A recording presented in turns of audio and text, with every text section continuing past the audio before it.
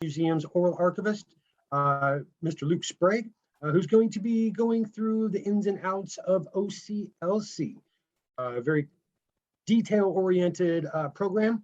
But nonetheless, Luke, I'm not going to say he's a pro, perhaps he is, but I don't want to set him up for failure. But he is going to be talking everybody through the program today. But before we get started, I would just like to say thank you to the Wisconsin Veterans Museums Foundation for their continued support, in particular, their executive director, Ms. Jennifer Carlson. They do a fantastic job of supporting our virtual programming. And I'd also like to say thank you to our sponsor as well, Generac Power Systems. We're very happy to have them as a sponsor. Before we get started, I'd like to remind everybody out there that if you have any questions for our presenter today, please submit them in the chat function. You can submit them directly to me. I'll be putting all those chats into a PowerPoint, or I'm sorry, all the questions into a PowerPoint, and we'll be getting to those at the end of the program. But if you do have any questions as we're going along through the program today, please submit those through the chat function, and we will get to those at the end of the program. I don't think I have any more to say, which is probably a good thing. Luke, I'm going to turn it right over to you, buddy. Mr. Luke Sprague, oral archivist for the Wisconsin Veterans Museum. Luke, welcome. Let me share a screen with you here. Thank you for that kind introduction, Eric. I appreciate it. Again, my name is Luke Sprague, and I'm the oral historian here at the Wisconsin Veterans Museum. Today, we're going to be talking about using OCLC and specifically how to use it for your oral history collection. Again, we're the Wisconsin Veterans Museum, the Oral History Program, and we are a part of the Wisconsin Department of Veterans Affairs. We are one of their educational activities. Our museum's mission is to commemorate, acknowledge, and affirm the role of Wisconsin's veterans in America's military past and present. Excuse me. And for us, every veteran is a story. A little bit about our oral history program here at the Wisconsin Veterans Museum. We have oral histories documented from the Spanish-American War with veterans who are talking about the Spanish-American War up to today. We are one of the largest oral history programs in the country. We're probably in slot number 2 or 3 for veterans programs and easily in the top 10 for overall oral history programs, individual interviews cataloged. So we're both, we have multiple different types of things within our collection. We have individual oral histories, we have project oral histories, and we have collection-based oral histories. Okay, again, today we're going to learn how to use the catalog oral histories using OCLC. I'm going to show you how to do it manually, and so you're aware of how that works. This is presented with the permission of OCLC, and as a side note, we do not provide support for OCLC users. If you'd like support from them, you're going to have to go to oclc.org. What is OCLC? Well, it's a nonprofit, member-driven cooperative. It started in 1967 as the Ohio College Library Center. Later down the road, it became the online Computer Library Center. And most people today know it as OCLC. It is still a cooperative. It is still a nonprofit, and it is still member-driven. And the main thing most people are familiar with is worldcat.org. That's primarily what most people know it as. So it is the largest online public access catalog in the world, and it's maintained by the membership and OCLC itself, of course. Let's keep going. Within OCLC, there are 15,637 members in 137 countries. It's effectively the world's largest library catalog. The libraries served include research libraries, academic libraries, public school libraries, medical, law, corporate, government, special libraries, state and national libraries, groups, and other consortia. For this class, you're going to hear me refer to OCLC and Worldcat interchangeably, but that's not quite accurate. Worldcat.org is one part of what OCLC provides, but it is probably their largest, most well-known resource service. Here's a picture of worldcat.org. Here's a screenshot for you. If you haven't done it yet, if you have a chance, go out to worldcat.org and you can use them to search basically all of the research libraries in the world. This will come up for you. And Luke, if I could just interrupt you real quick, your Yeah. screen sharing doesn't seem to be on right now. Oh, how long has that been? Okay, hold on.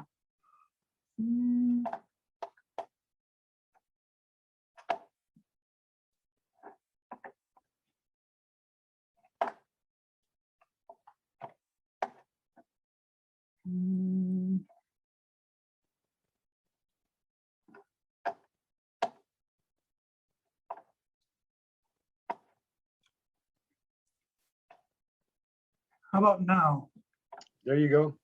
Okay, how long have we been off the air? This is the first time we're seeing any screen sharing, so. Okay, so let's start over again quickly. Hold on. Sorry about that. How about now? Are we still up? Yes, sir. Eric? Yes, hopefully you are seeing this. Yes, So- yeah, we were seeing it fine now. Okay, great, cool. Okay, so like I said, Wisconsin Veterans Museum Oral History Program, Department of Veterans Affairs. Our mission, we talked about that, is to acknowledge and affirm the role of Wisconsin veterans.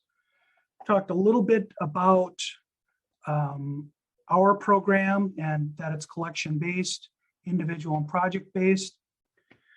Talked about permissions. We went out to worldcat.org and here we are. So we use, now that you can see it, thank God, we use Worldcat as our external cataloging system for both our archives and for our oral history in particular. So those are our primary things that go into worldcat.org. Why use OCLC/worldcat.org for oral histories? Well, there are really three big reasons. Number one, it makes it findable. One of the biggest issues that oral histories struggle with is they are difficult to find sometimes. Depending on the collection and how well it's been maintained, one of the hardest parts is finding sometimes. So that's one of the key things. That's why we have that. And one of the things that we found is if we don't already have an individual listing, if we have the oral history in Worldcat, sometimes we'll get pops from google.com where it'll pop up to the top of the page. Of course, if you go to worldcat.org, you will find it pretty quickly within the first page usually, probably the top one or two entries. The other thing is, point number two, is worldcat.org offers an accessible means of finding, to getting to the oral history and either reading about it, listening it, or watching it. And this goes to point number three, which is it makes the oral history very usable. It's very tangible because you can link the user, the patron, directly from the Worldcat page, in our case for an oral history, directly to the content, albeit audio, albeit video, albeit text, all three. The last point is more of a minimal one. It's sustainable. So worldcat.org is there. It's going to be there for a while. It's been there for a while already. It's a known quantity. It's a known system. across the board. So part of that sustainability goes back to librarians, archival knowledge, and knowing how to apply those pieces of data and make the system work for you. So on those grounds alone, it's very, very usable and sustainable. Okay, so the next thing we're going to do is we're going to go to, we want to close this. We want to go here. And let's go here. We talked about this. So first of all, I want to thank, let's go here first. I want to thank our librarian, Beverly Phillips, for her help and her assistance with this. And really that cross-pollination between historians and librarians is really incredible. So you guys should be seeing a Worldcat screen. I hope you are. We're going to go ahead and, Eric, are you seeing this Worldcat screen? I think you are. Yes, sir. We sure are. Okay, great. So we're going to go ahead and we're going to take a look at one of our interviews and just bring it up. And let's see here. We'll do oral history interview. If I can spell right, we'll be okay.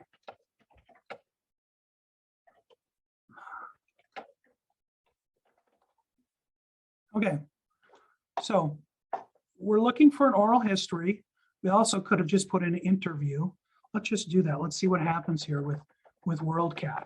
So you're searching the whole planet here in one shot, and she pops right away here on the first one here. I'm going to zoom in to make this a little bigger for you. And so that's why we like using this for our oral history as well as our closed stacks. So you can see here, it tells you who it's by. In this case, I interviewed her, that it's an audio book and that it's a computer file, excuse me, and it's on CD audio.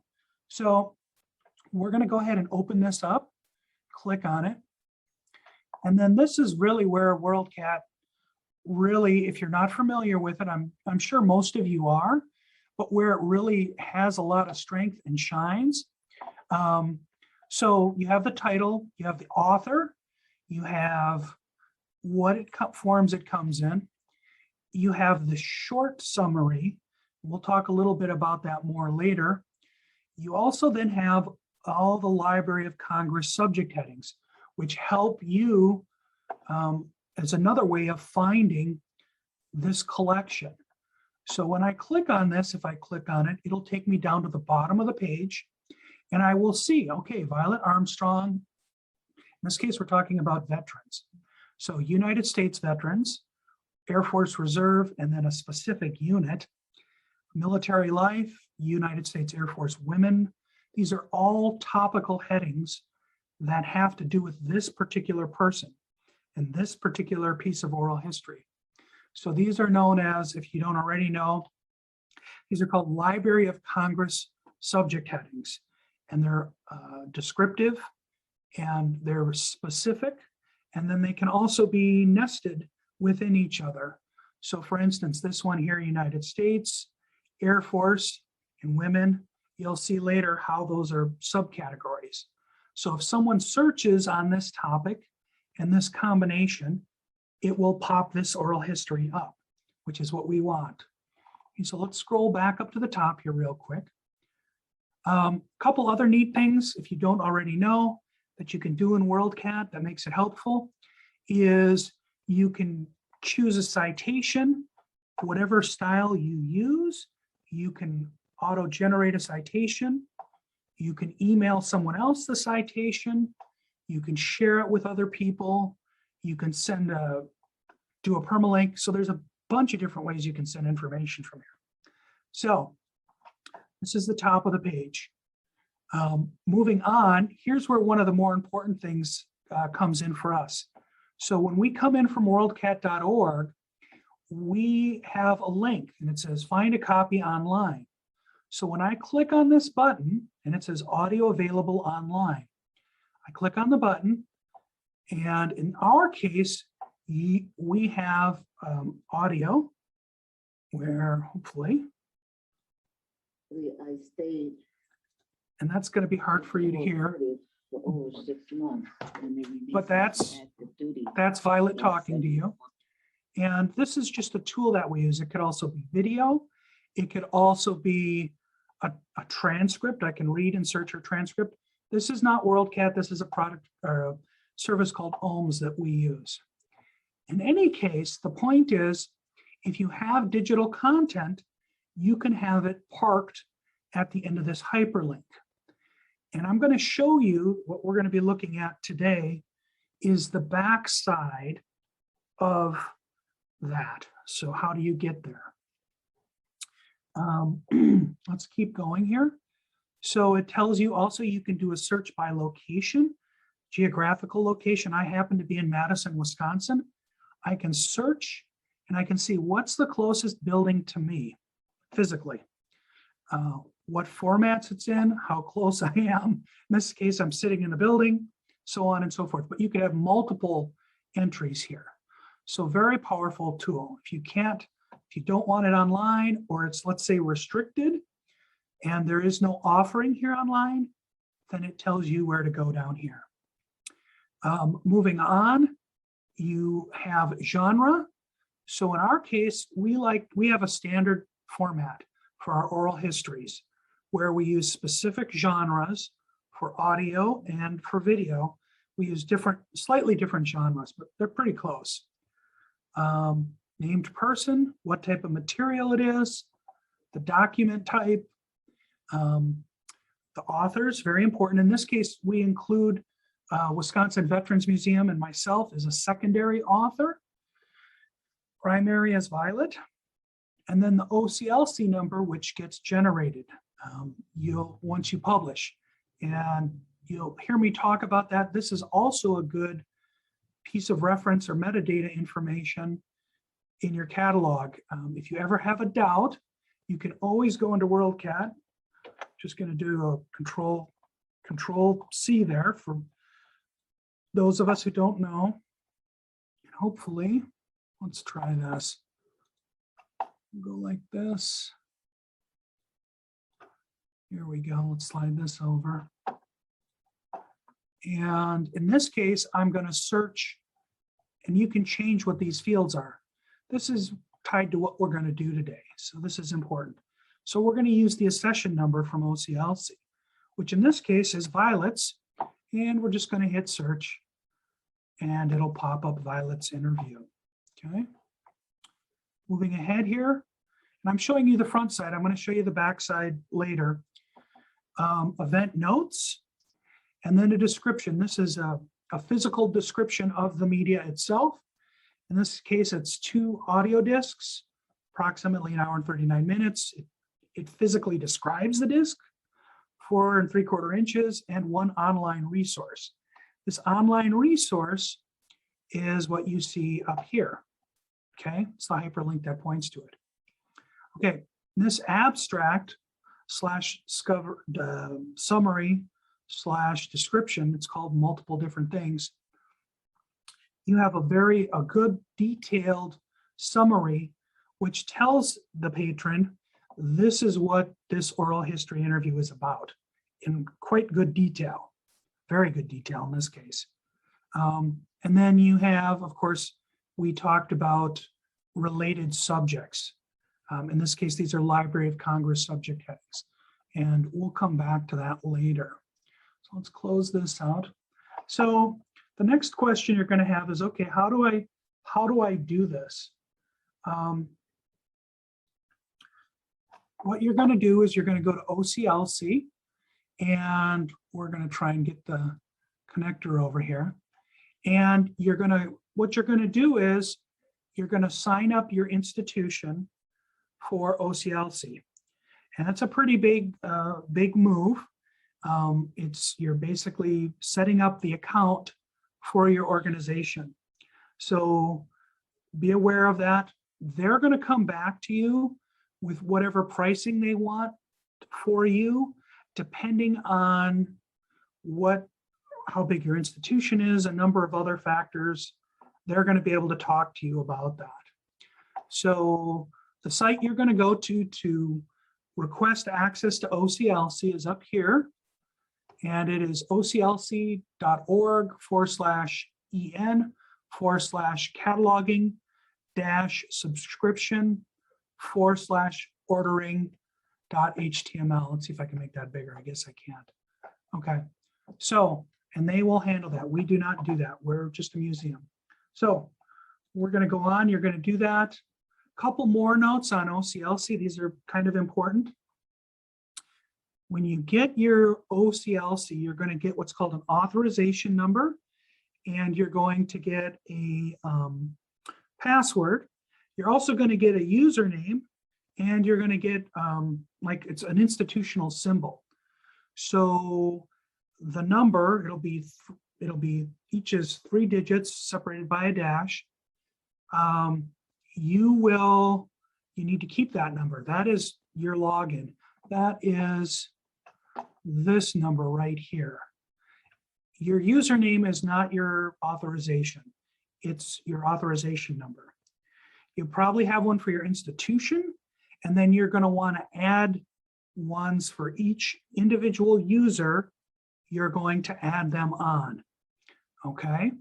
So be aware, if you set it up, you will probably become the institution's administration. Let me make this a little bigger for you here. And you will also get a symbol that, I'll call it a symbol, that is unique to your institution. You want to hold on to that. You want to have that written down somewhere. All that information you want to keep.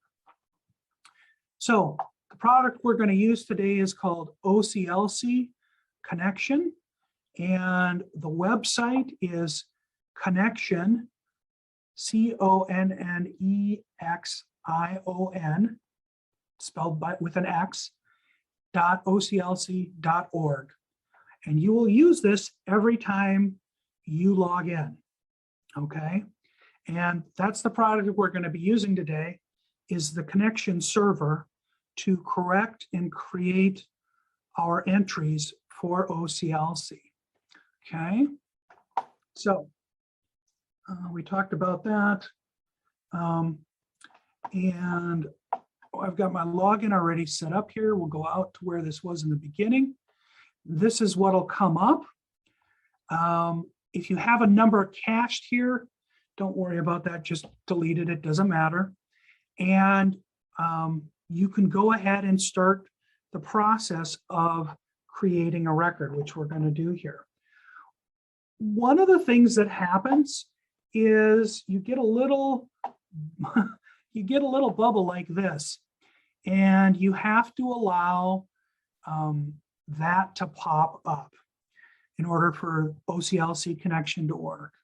The other thing that'll happen is you'll notice that it's insecure. That's the way this is set up, and they're all insecure in this case. So that's, hopefully you won't get stopped by your browser or by any security protocols you have set up. So first thing we're going to do today, one of the protocols, so you're going to have a workflow. One of the things we like to do is we do our internal cataloging, and then we do our external cataloging. This is external. Is you're going to want to have a workflow where sometimes you'll have, it may just be yourself, it may be multiple people. But what you want to do is you want to work the record through. And sometimes you'll have a reviewer in there, and you'll have what's called a save file, and I'll show you that today. And you want to have someone proof the record usually. You'll have one person who writes it, another person who comes back in and proofs it. And that seems to work. It works really well for us. And you may even have a third person who publishes the record. So in this case, one of the things that we do is, so this is the backside. This is the backside to worldcat.org. So we're going to create a new record. But the first thing I'm going to do today is I am going to see if a record already exists. And the reason why we do that, usually it's for books, not for oral histories, but we're looking to see, did somebody else already do this work? Okay. And in this case, we're going to go last name or family name first, comma, and then a space. And we're going to do Nellie DeBaker. And it's okay to add a little bit more information here using the title. And I'm going to search and I'm going to see if any existing records are there. So I'm going to come down here to this gray button and I'm going to hit search. And it's going to go out and look and it says, I don't see anything here. Okay. Now you'll notice there's like 79 matches for DeBaker and for Nellie, but not the both of them combined, nor with this other information. So she probably doesn't exist. So in this case, I actually know she doesn't exist. So in this form. So we're going to go to the next step and we're going to go ahead and create a record. So I'm going to go, the search doesn't affect creation. So I'm going to go up here to create. Okay, now this gets to the interesting part here.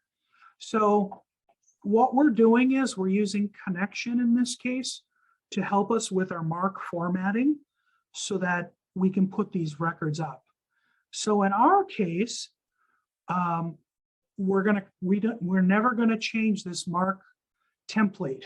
We're going to use a template basically. And what this does is, so you understand, is the template applies constant data. In this case, we're going to do sound recordings. And it's going to fill the top, what's called the header, with a bunch of symbols and data. And then the lower part of it with information, text fields, pre-filled text fields, and information that help you as the cataloger get done what you need to get done. So in this case, and we're not going to cover this today, we created a constant, what's called constant data for our oral history recordings. In this case, I'm doing sound recording. So I've chosen sound recording and I've clicked, sometimes this box is unclicked.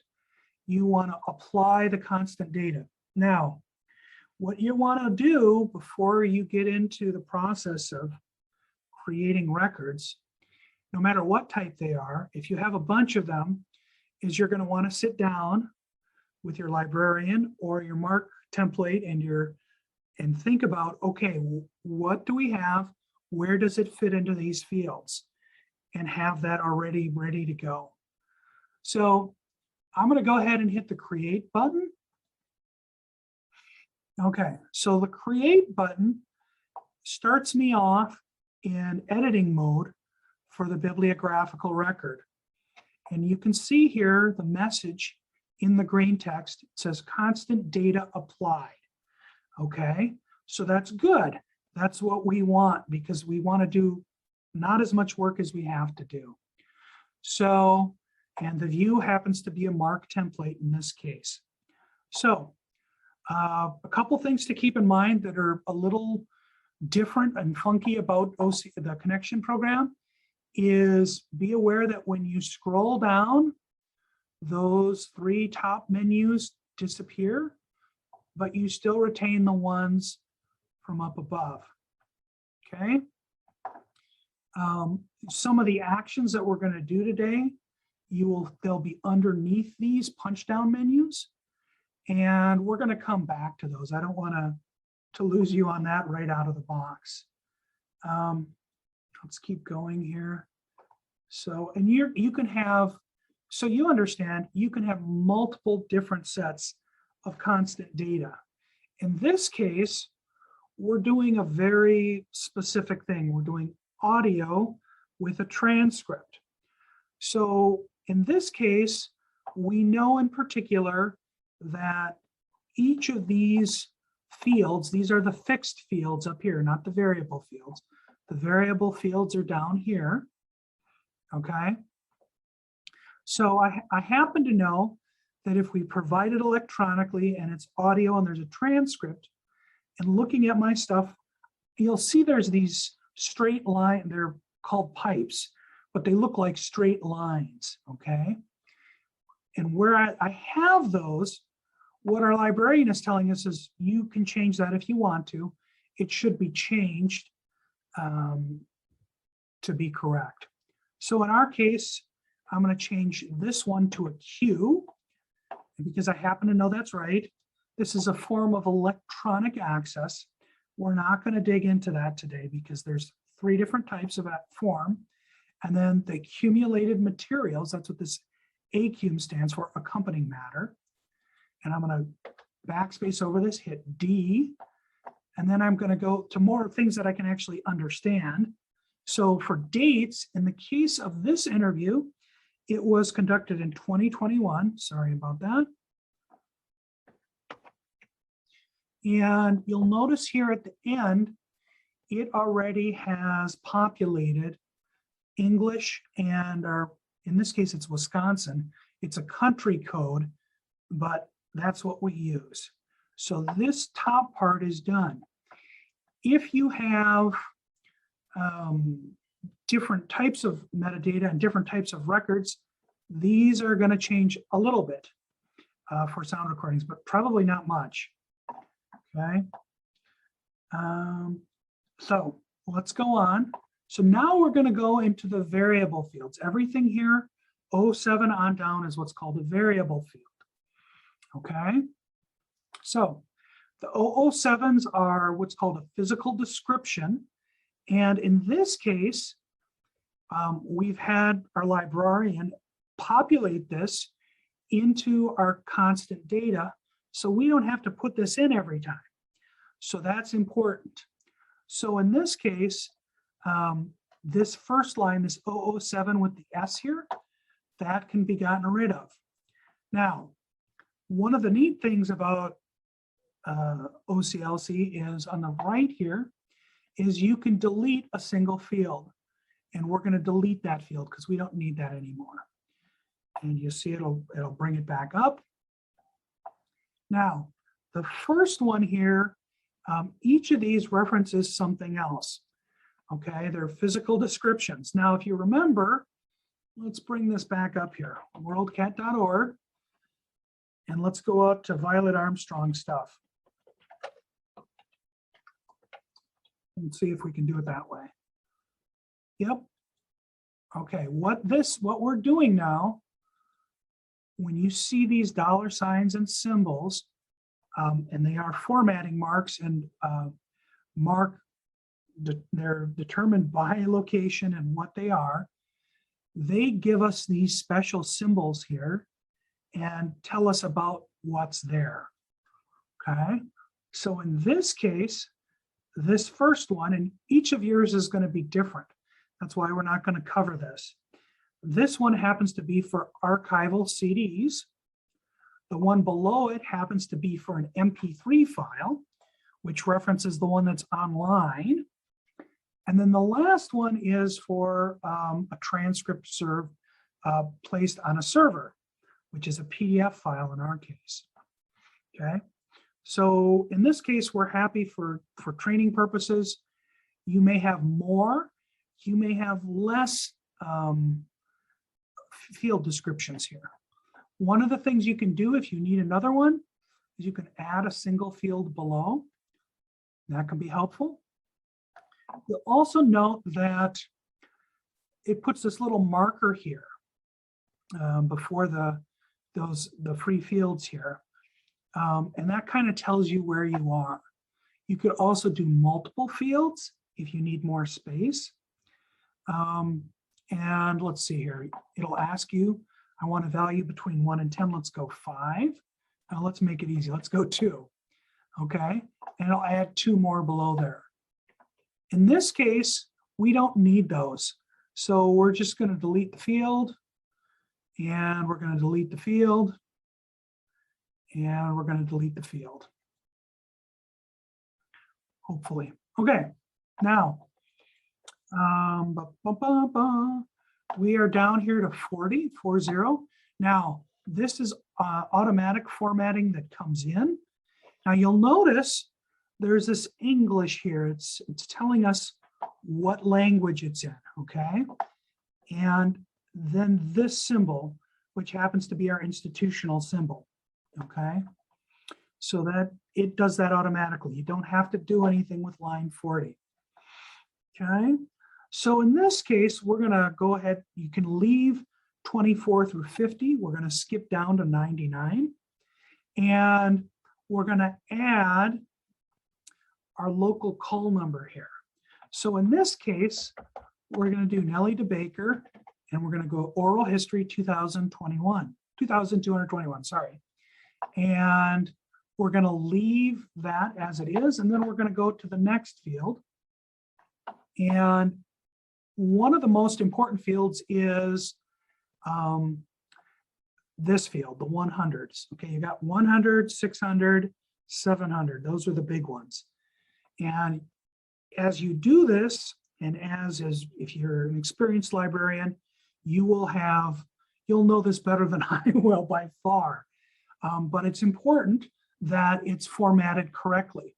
So for instance, for each field, so here's 100, you're going to have, and there's a name for this and it'll come to me in a minute.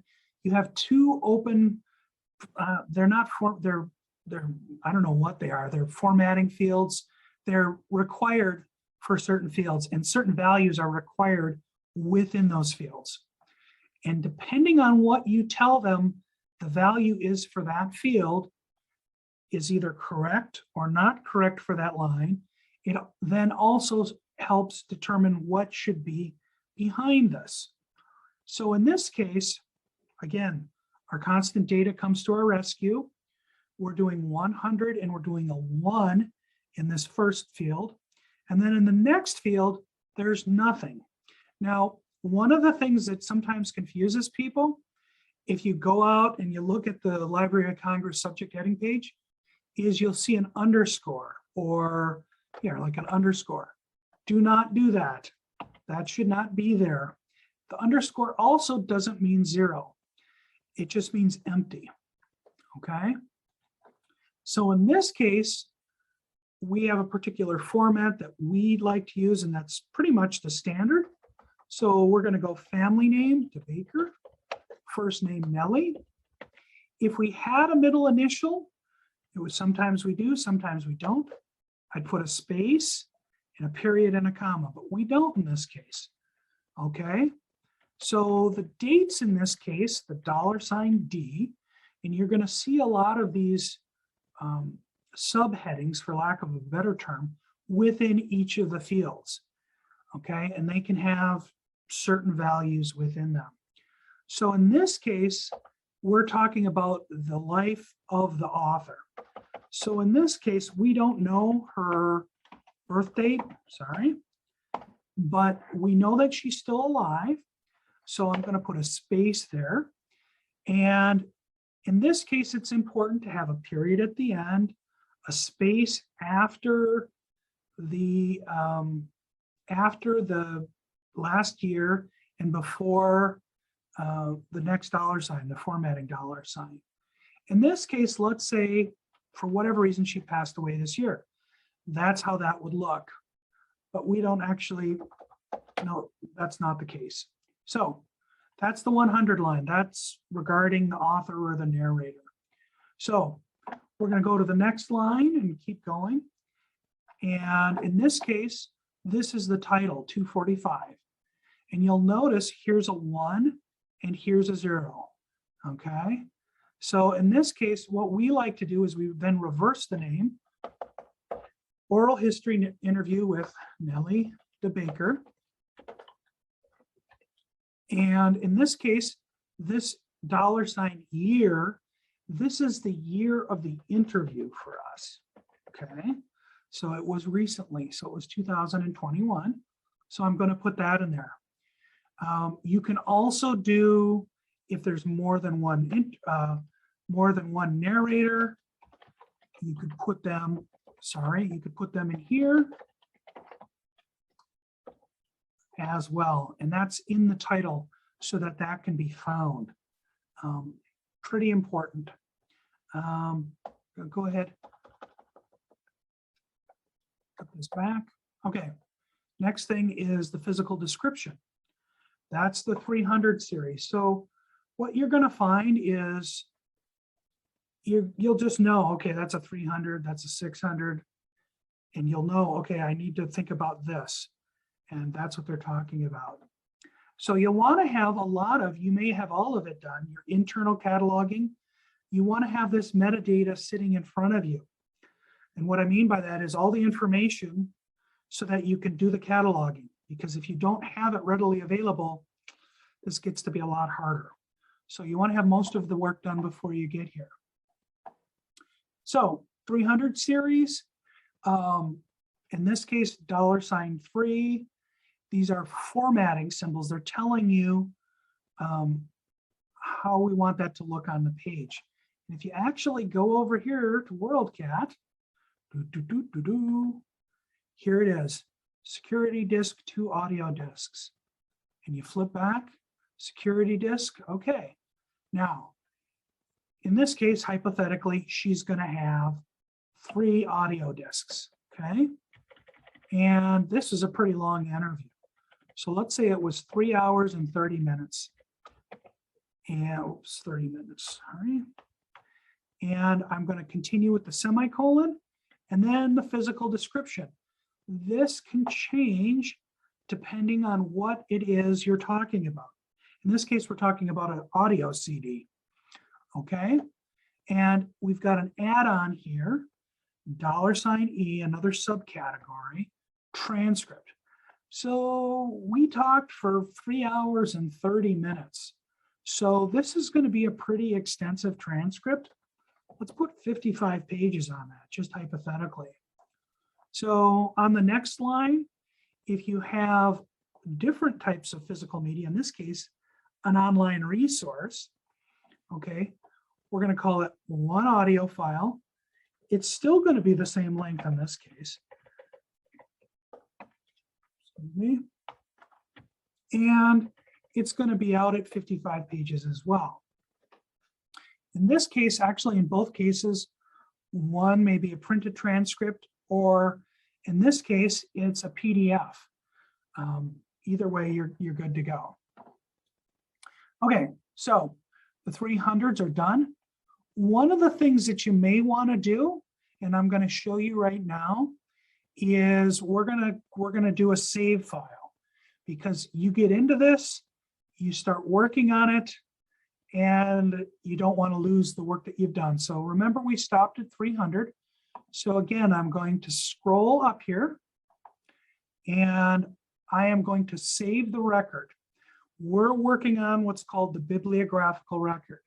So I'm going to save the record, and it'll come up with, and you can tell it where it is in the workflow, and put it in different statuses. We tend not to use that. We tend to just put it under our name and remember our save file number. You may have a much greater processing need and want to better use these workflow processes. But I'm going to go ahead and put my name in, and I'm going to hit yes. And what will happen is that's going to put that in my collection, and it's going to assign me a save file number. And you'll see it come up here. Let me, it's going, it's thinking. Okay, so it says, I've saved you at the Wisconsin Veterans Museum, and I'm going to write down this number with my right hand, save file number 30. Okay, so let's go all the way out.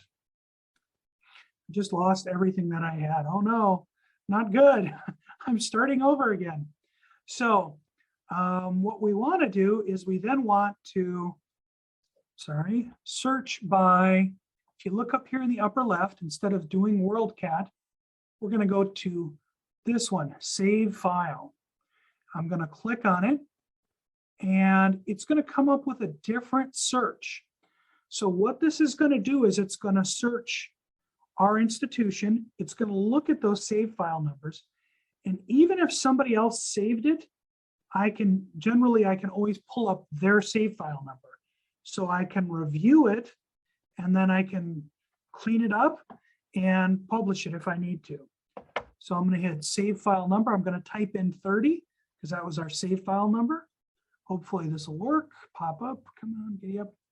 Okay. And here we are, Nellie DeBaker.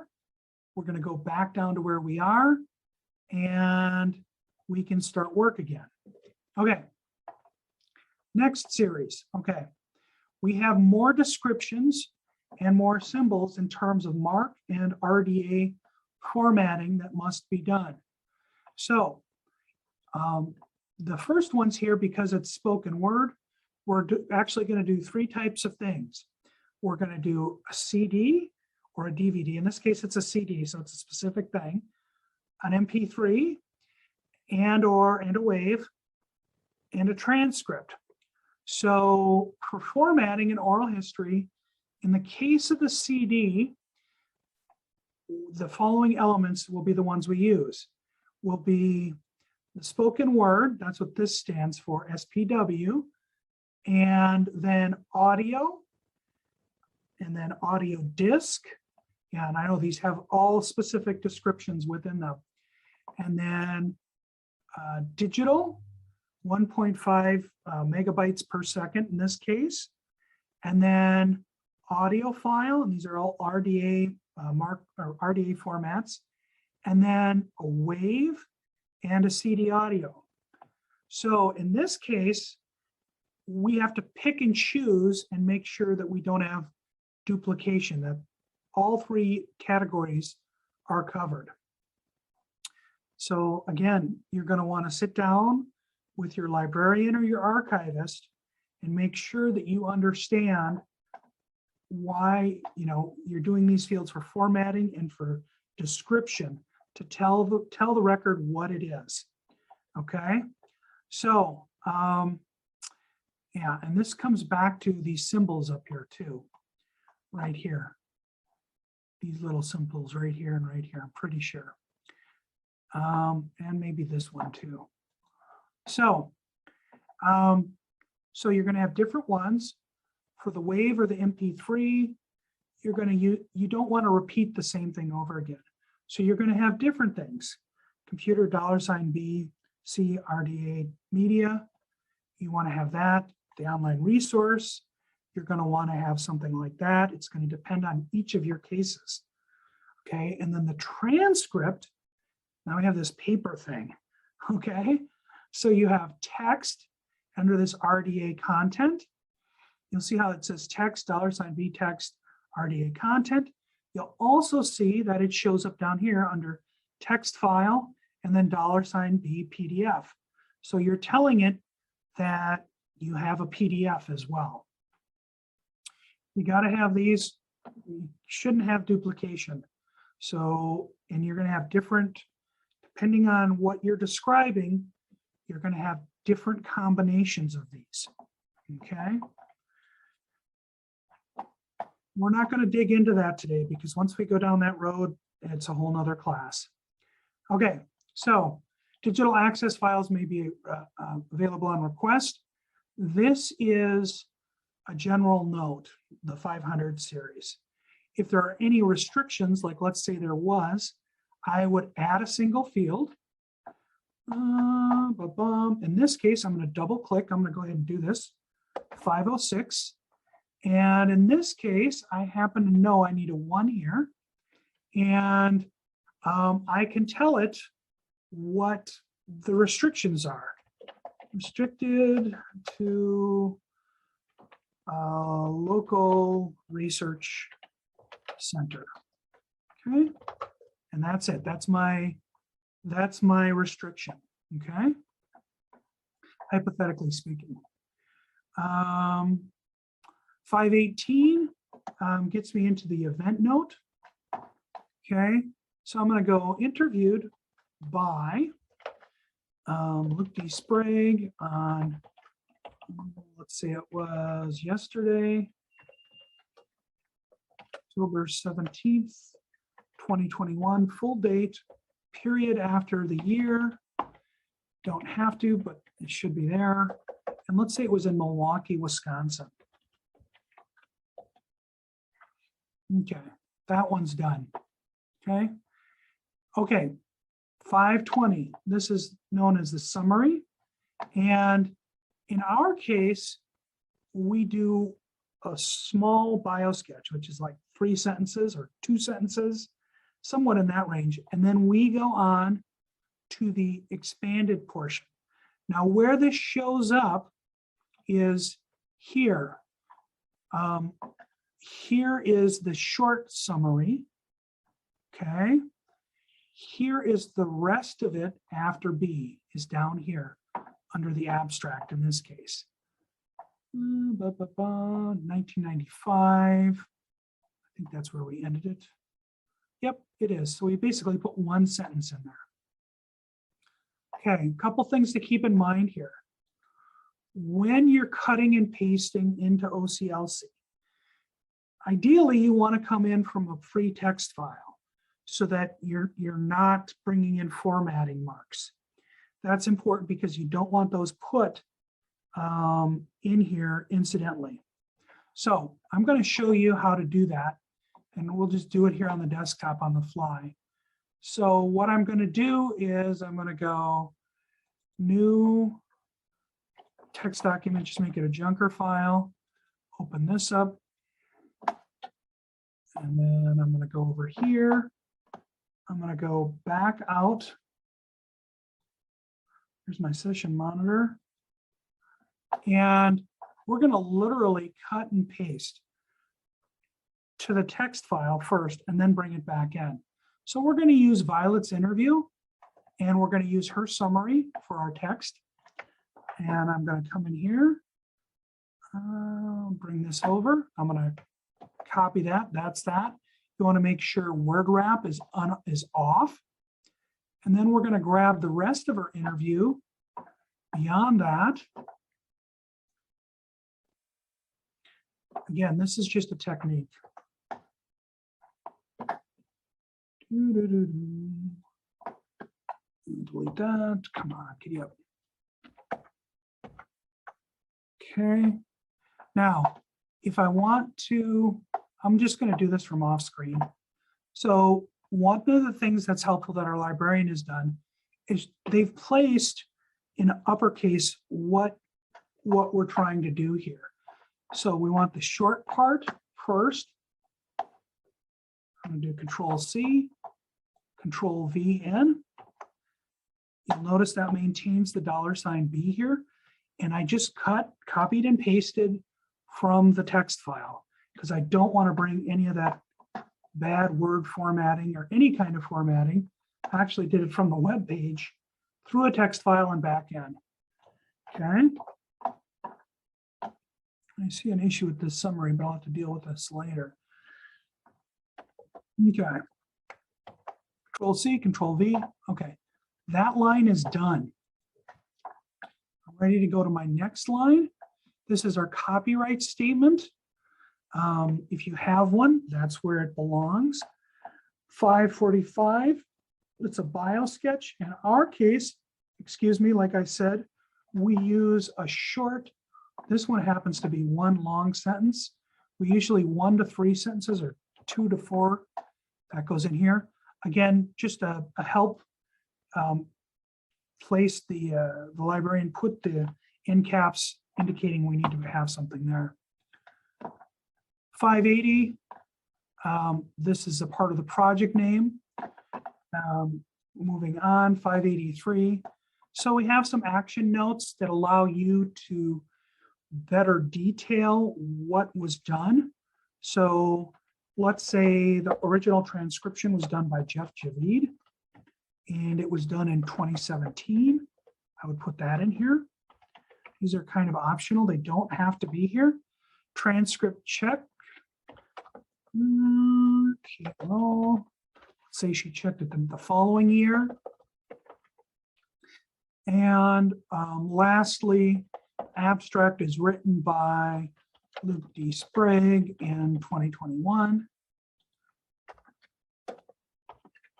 Okay, that takes care of the 583s. So that's what we use. You don't have to use that. Now, 600 field. 600 field is basically the same as the 100 field, but it's slightly different without the narrator portion of it. So the 600 series forms the Library of Congress subject headings. So the first and the most important one is the author. Again, so we're going to backspace this. Nellie D. Baker. And in this case, again, she's still alive and we don't know her exact birthday. Sorry. And we're going to go like that. Sorry, I goofed this up. This should be the reverse of that. Family name, first name, or surname, whatever you want to call it. If she had a middle initial, it would go here, uppercase space, uppercase, that middle initial. If it were a two-part last name, that would go here as well in this first part. Let's say there's more to it. Let's say it's Dash Smith. Then it would also go there, just like that, one piece. Or if it's a two-part name, it would go like this. The comma indicates first name. Okay. So born in 1947. Okay, so this is where it gets interesting. When you're doing your Library of Congress subject headings, when you do this, when you first start doing your record, it won't be populated like this. You'll have a bunch of empties. So in this case, we have a bunch of 610s, which are called, their corporate names is what you call them. And they describe, they can describe a corporation, a unit, a corporate, basically a club, something like that. It's describing something specific, an organization. So in this case, we start out with 610. That's my first number. So let's try this out here. Let's go like this. Let's add a single field below. Okay, it already populated with 610. You will have some things that have 61010, 61020, and so on and so forth. In this case, we're going to do one that's right here, and we're just going to copy it. So I want to do United States. Now, one of the things that's not written here is $A. That's implied. That's the first part of the heading. But we don't have to put that in here, so we're not going to. And let's go B, let's go Army, and then period. Now, depending on what line number you're on, what series of line number, 100, 200, 300, it will have a period or a full stop at the end. You have to have that in order for it to clear. So we're going to do a little trick. So the Library of Congress subject headings are these subject headings here. Okay. And they are specific. And you'll find some things you would think would work, do work, some things that don't work, don't work. It depends if it has an official heading yet. Now, let's go ahead and let's talk a little bit about where these come from first. I kind of jumped ahead here and I apologize for that. So let's get rid of Violet here. And we're going to go to authorities, authorities.loc.gov. This is a very helpful site. And we're going to click on search authorities. Okay. I like doing this in my workflow. If I'm writing the catalog, if I'm cataloging, I like having my subject headings before I get into this. Because once I get into OCLC, you run into the issue of, does the heading work or not? You really actually want to know before you get to this point that the heading works, because otherwise it can get very frustrating. Okay, so go here, authorities.loc.gov, and we're looking for subject authority headings because we want to place those in here, 600 series. Okay, so let's pick one here, and I'm going to be brave, and we're going to pick one that Violet had on her thing. So I'm going to use Cold War, and I'm going to hit enter. And so what you'll see here is authorized headings and notes. And you'll have some that don't have any authorized heading. Okay. So in this case, we tend to use, for our organization, just plain Cold War. So I'm going to click on this authorized in notes. And I'm going to go to the authority record. Let me make this a little bigger for you. Authority record within here. And I'm going to click on it. And I'm going to pick one of these two headings. Let's go with the one on the top. Cold War. Okay. And here it is. And you'll see that it's a little bit different. So we're looking at the Cold War, and where it's described here is 150. But what this is 650. You always change this number out to a 6 for the most part. And you'll see the $a sign here. So we're going to go ahead and try this out. And you don't put it in like this though, but what happens is we come down here and you're going to see there's a bunch of 650s. Now 650s, it's slightly different than the 610 up here, which is a corporate name. Let's try it nonetheless. So let's go down in the 650s. And generally you may have a structure that how you want to do this, and it's going to vary by organization. So in this case for Cold War, I'm going to add a single line just so I can look at this. And a 650, if you actually look here, it shows both of them blank. So we'll leave both of them blank and we'll see what happens. And even though the other ones here are populated with zeros, that's kind of interesting. So I'm going to do Cold War. And then what I'm going to do, you'll notice I put a full stop there.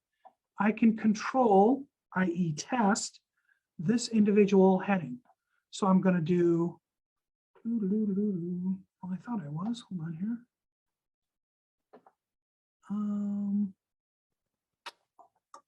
That's interesting. Okay, so maybe I do need a 0 here. Let's try this. Maybe I had some bad text on that page. Yes, yay, I needed a 0. So I'm going to do control heading. What this does is this goes out to the Library of Congress and says, yes, this is an acceptable heading or not.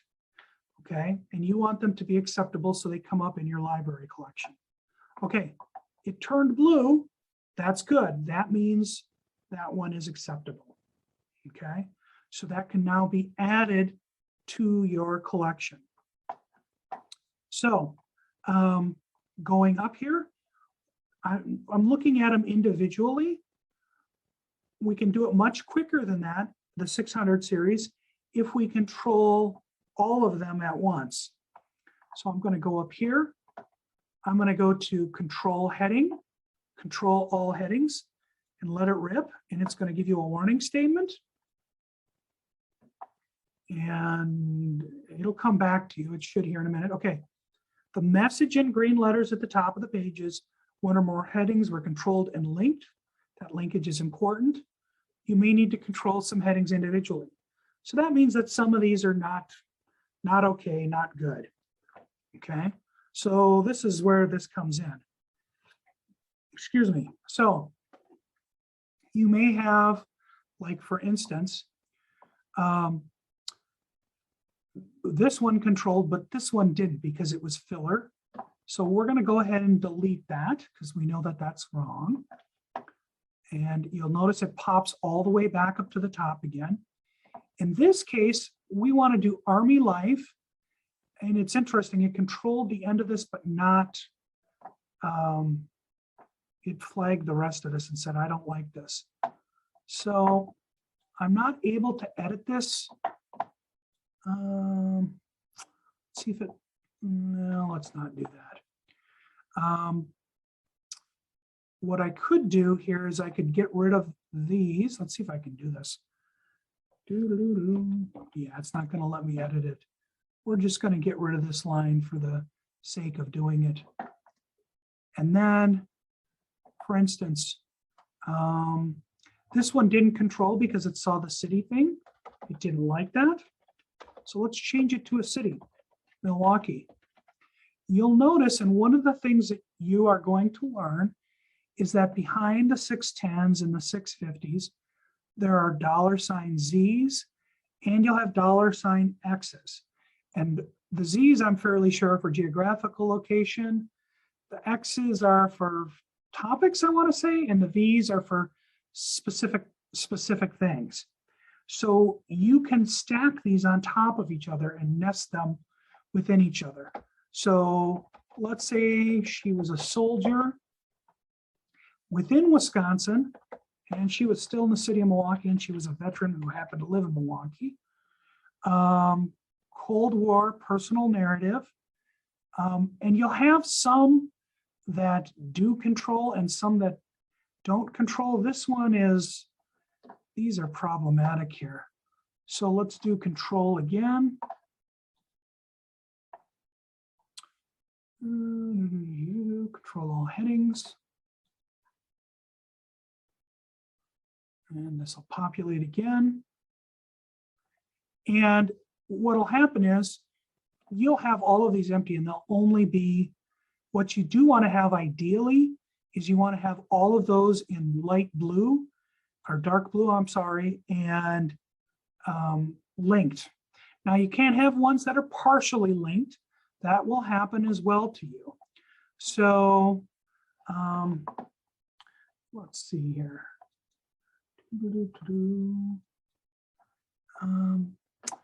Let's get rid of this line. The other thing to keep in mind is, so we've got all these linked. Let's do another one. Let's do it. The other thing to keep in mind is if you spell it differently or you spell it wrong or not with which is within the Library of Congress, it won't allow it. It'll never allow it to go. So we need the 0 here. Okay, in this case, we're going to pick Great Lakes Naval Training Center. This is a geographic name of a specific point.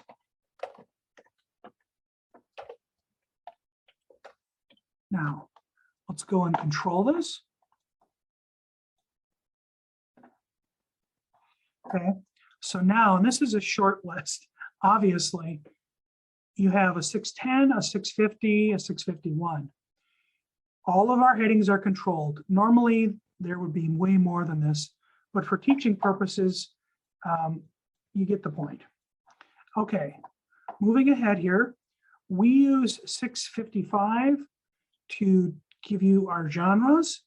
So in this case, interviews, sound recordings. You'll notice in the 655, there's a 7 field here, this indicator. That's the right term, indicator. These are indicators. Another important thing to remember here is when you click in the box, make sure you get this dark box, not just an underscore, because sometimes if you type it in, it won't take it. So let's add another 655 here.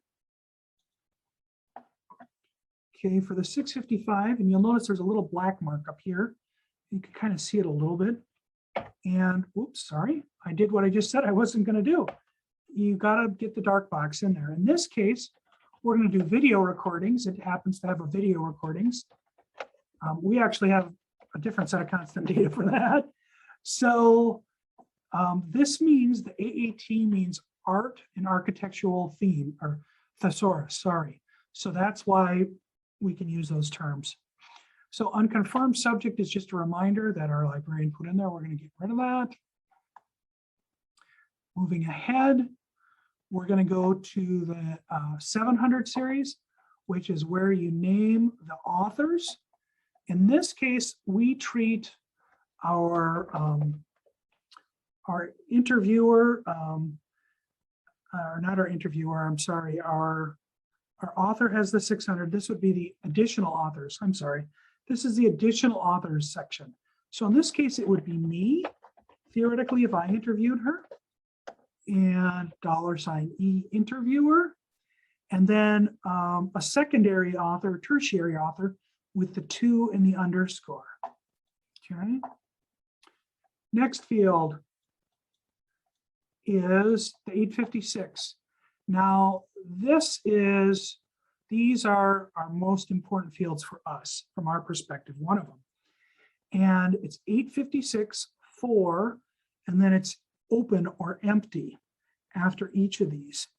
And in this case, we have 2 of them. You only really need 1, and I'm not sure why there's 2 here. So we're going to delete one of the fields.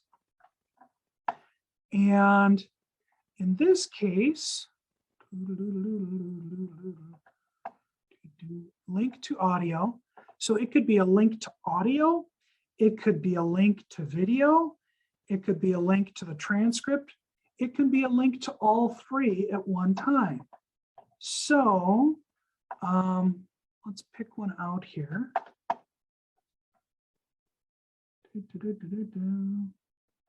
Just pick one.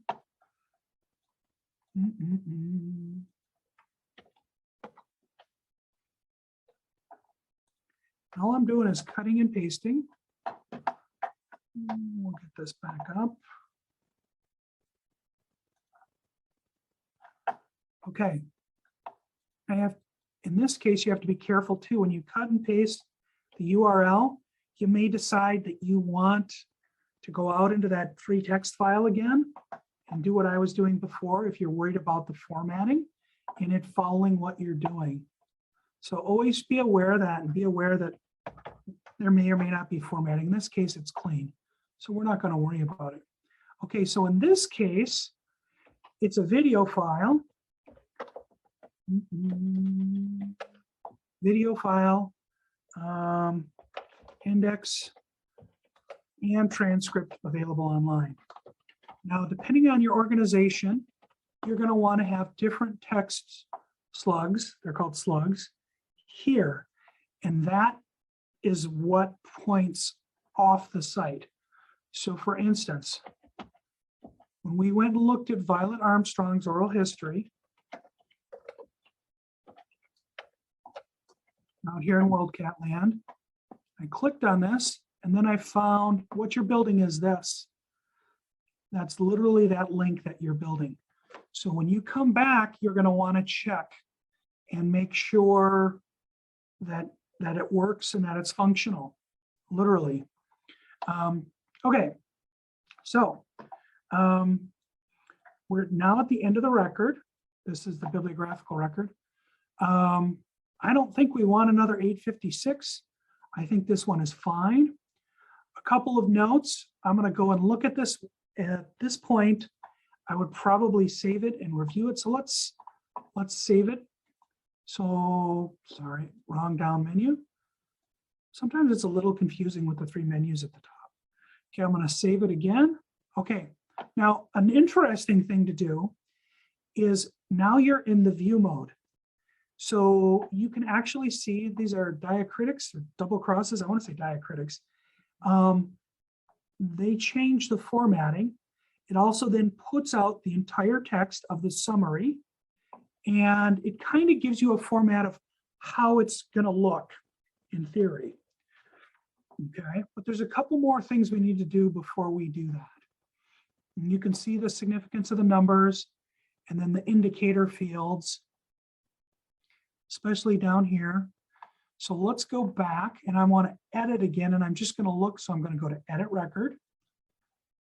Okay. And I want to make sure that field 100 has a full stop. It does. 245 has a full stop. It does. 300 series fields end in a full stop, except where they have a parens. In this case, they have a parens. The 300s, yep, except they're not talking about 336. 500 always ends in a full stop. It does. 600 ends in a full stop unless there is parens, and there it is, the space. If she had passed, that year would be in there.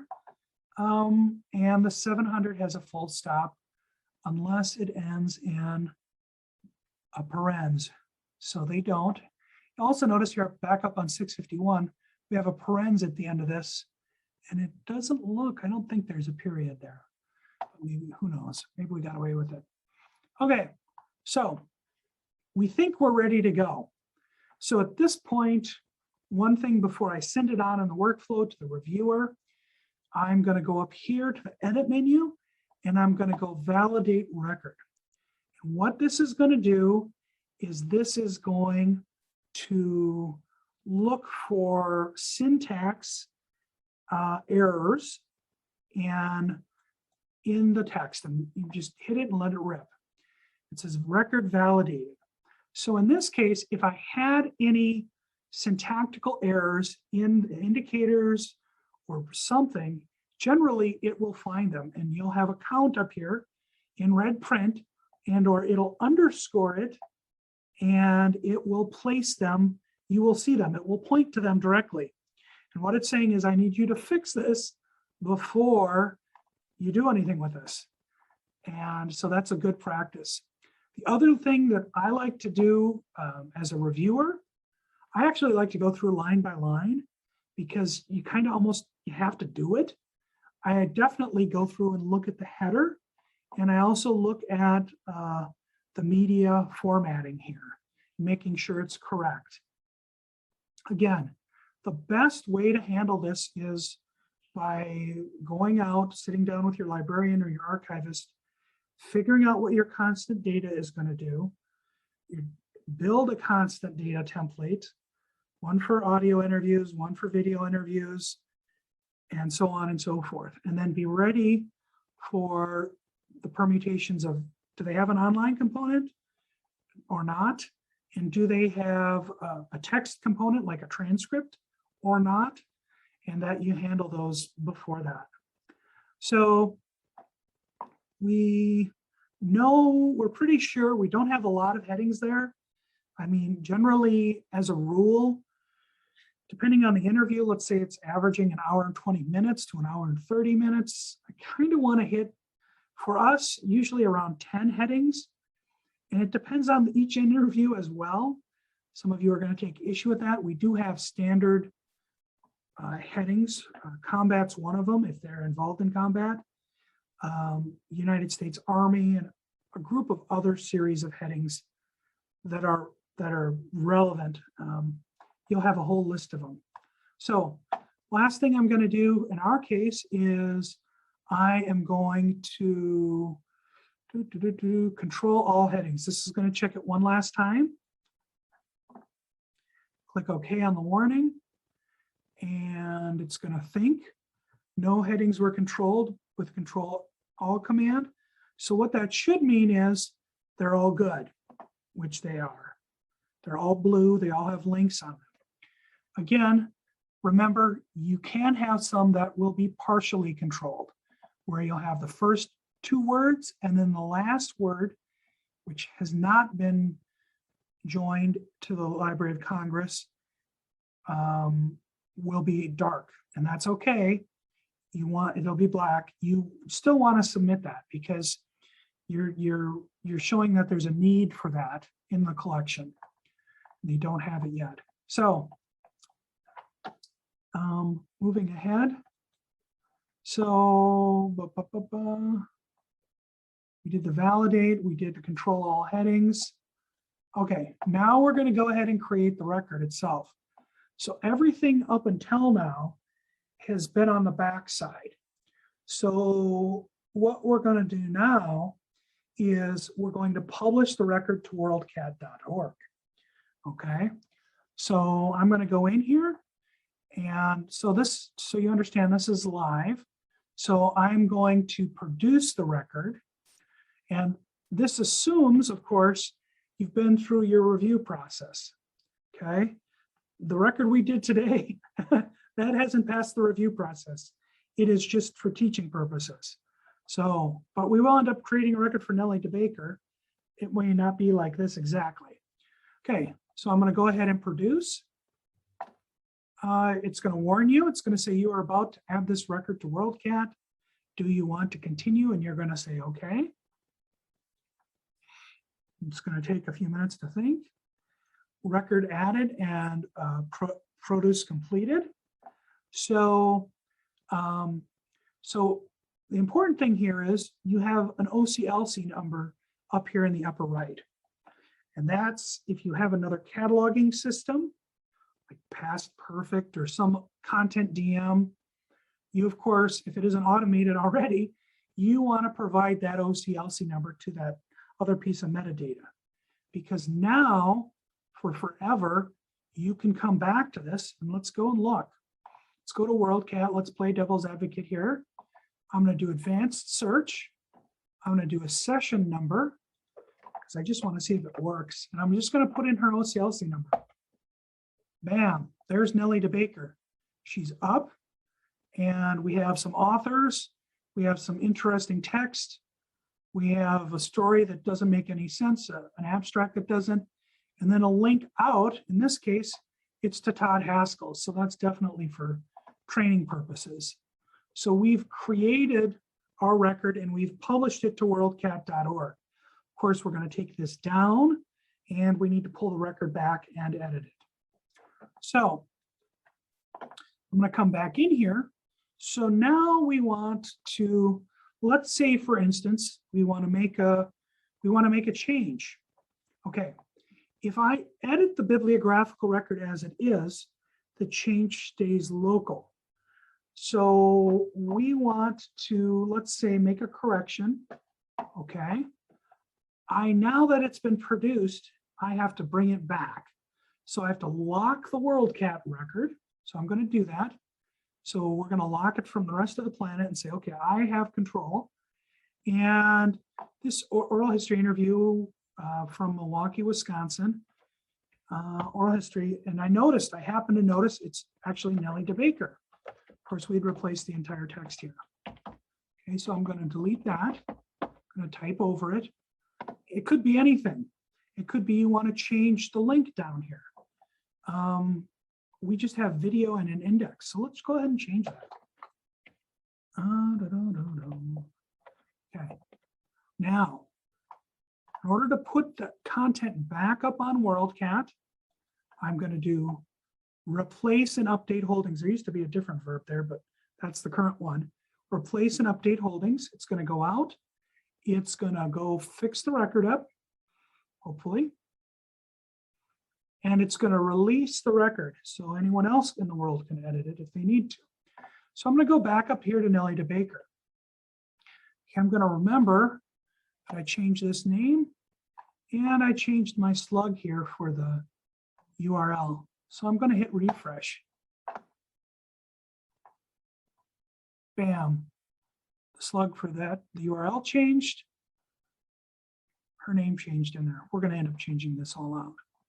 Okay, so for Nellie DeBaker, we have what's called the bibliographical record created. Okay. Now we're going to go on to what's called creating local holdings. And what local holdings does is it tells Worldcat that the Wisconsin Veterans Museum or your institution owns the headings and has a particular call number for that. So we're going to go ahead and do that. And the way we do that is we go up here and there's a tab called Create Local Holdings. So we're going to create a local holdings for Nellie DeBaker. So I'm going to click that button and it's going to create local holdings. In this case, again, we're going to leverage constant data. So we have a constant data set that basically takes this local holding and dials it in to exactly what we want. And here's how we're going to do that. Excuse me. There's also, so let's go and look. I'm going to apply CD, constant data by name. In this case, oral history LH, and I'm going to apply that template to this existing template and watch what happens. Okay, it shrunk for one, and she eliminated some of the fields. And all I have to do is the user or cataloger in this case is enter my local call numbers. That makes it a lot easier. I don't have to worry about how this is formatted for my institution.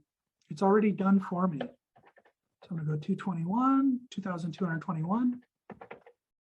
And in this case, it's kind of interesting. The local holdings behave differently than the bibliographical record. So we're going to add the record and it's going to update it. Okay. Yes. And there it is. So it goes out, it updates it. It has the information we want for our local holdings. So if someone comes to us and says, what's this?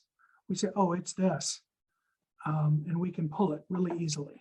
You also notice on here, we have a little bit of the description. Apparently we find that valuable. Who has the copyright, and a hyperlink to that particular source. So let's go on.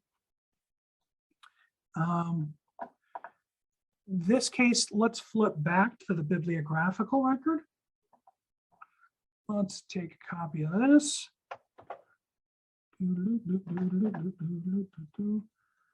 Okay, so we talked about editing this record. The record is currently on Worldcat. So if we edit here and save, it doesn't do anything. So we have to lock it and then update it, just like we talked about. Let's go out to the search. Again, now that it has an OCLC number, if you're concerned or you can't find it, just pop that OCLC number in there, hit enter or hit search, sorry. And that will bring it up. And then you're going to, in this case, because it's produced, you're going to want to lock the record so no one else can do anything with it. Let's see here. A couple of other notes. Let's go on. Come on. So a good thing to do is review and test. Test the linkage. Like I said, test the link. Make sure that your abstract is populated correctly. Make sure that you have enough subject headings. In this case, we don't. So I'd come back on this one and go, okay, what's going on here? And I have someone working on it. Who your authors are. Take a look at each piece of what you're doing before it goes out. Let's see, what else do we have here? Let's pull this down. Do go to the Library of Congress. Do go out here, authorities.loc.gov. Also, if you have subject headings that your team agrees upon or likes, you want to do those searches beforehand. We talked about the cuts and the pastes and why it's important to do those from a free text file. If you can get away with doing it, the big one is Word. Microsoft Word is the big offender. It'll throw formatting in your summary or abstract and it'll screw it up. Know the difference between a blank entry and an underscore. They're the same thing. The underscore just indicates that there's nothing there. Nothing there does not equal a 0 in the second indicator field. Here's a prime example here. Okay, be aware of that. Copy down the Library of Congress subject headings you will be using. So if you have a base group of them that you're using, so let me give you an example here. Here we go. I'm going to share this over with you. So we deal with military bases. Okay. So logically, you would think to yourself, they would be spelled a certain way, abbreviated a certain way. Not always. So in this case, we have them by location. So you have to comply with what the Library of Congress has, not what you and I think it would be.